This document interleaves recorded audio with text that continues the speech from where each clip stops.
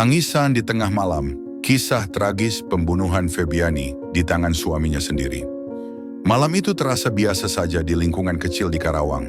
Langit tampak gelap seperti biasa, udara lembab menyelimuti perumahan padat yang sebagian besar penghuninya sudah terlelap. Tak ada tanda-tanda bahwa sebuah tragedi berdarah sedang menunggu untuk terungkap. Namun, tepat pada pukul 10 dini hari, sebuah jeritan memilukan memecah keheningan malam. Jeritan itu datang dari rumah pasangan muda. Bagus Setiojadi, 27 tahun, dan istrinya Febiani, 25 tahun. Mereka dikenal oleh tetangga sebagai pasangan yang tertutup.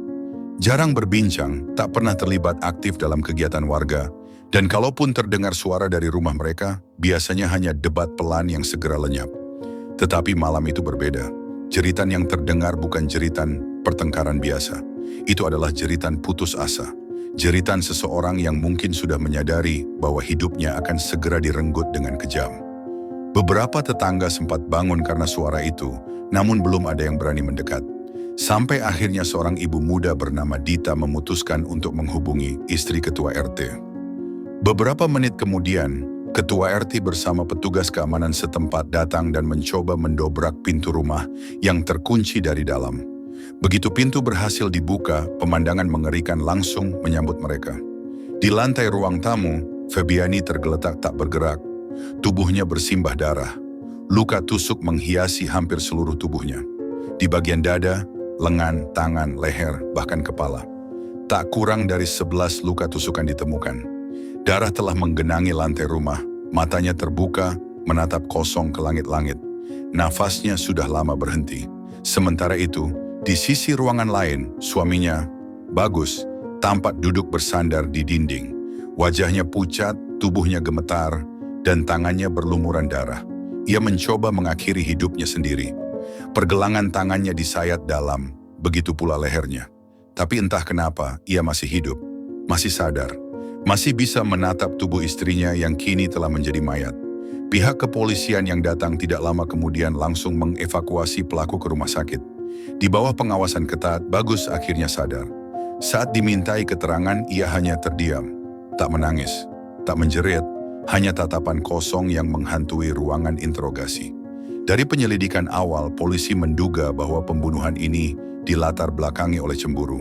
Mereka menemukan pesan-pesan di ponsel Bagus yang mengindikasikan bahwa ia curiga Febiani berselingkuh.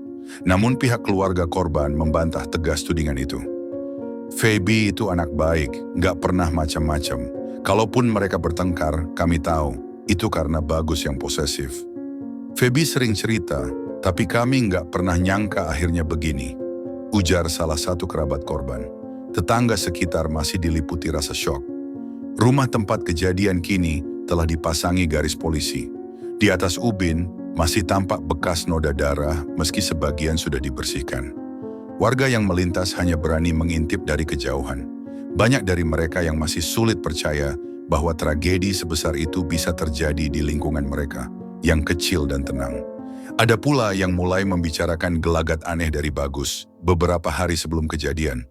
Salah satu tetangga menyebut bahwa ia sempat melihat Bagus duduk berjam-jam di depan rumah hanya menatap jalan dengan tatapan kosong. Seorang ibu bahkan mengaku pernah mendengar suara Bagus berbicara sendiri di dalam rumah, seperti sedang berdebat dengan seseorang, padahal saat itu Febiani sedang pergi keluar. Entah dia stres, entah dia kerasukan, saya nggak tahu. Tapi kayak bukan orang waras, kata ibu itu sambil mengelus dada. Kini, kasus ini terus bergulir. Bagus yang lolos dari kematian akan diadili atas tindakan keji yang telah ia lakukan. Jaksa menuntutnya dengan pasal pembunuhan berencana. Ancaman hukumannya, penjara seumur hidup atau bahkan hukuman mati. Tapi bagi keluarga Febiani, tak ada hukuman yang cukup untuk membayar nyawa anak mereka.